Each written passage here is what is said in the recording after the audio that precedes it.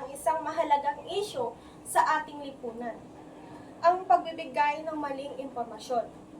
Ang wikang Filipino ay hindi lamang isang paraan sa pakikipag-usap. Ito ay isang mahalagang kasangkapan sa pagpapahayag ng ating saloobin at karanasan. Sa mga pahayag at talakayan patungkol sa kahirapan, ang paggamit ng ating sariling wika ay upang mas maunawaan tayo. Sa panahon ng social media, ang impormasyon ay mas mabilis na kumakalat. Ngunit, sa mga usaping tulad ng kahirapan, hindi sapat ang simpleng pagpapahayag. Mahalaga ang tamang impormasyon at edukasyon. Sa ganitong paraan, mas maiintindihan ng masa ang oportunidad na maaaring magbago sa kanilang buhay.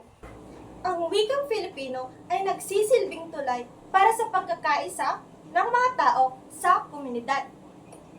Sa mga barangay, ang mga lokal na lider ay gumagamit ng ating wika upang hikayatin ang mga proyekto na naglalayo maalis ang kahirapan.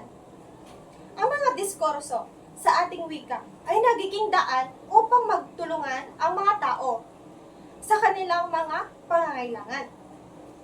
Mula sa mga edukasyon o mula sa edukasyon hanggang sa programang pangkabuhayan.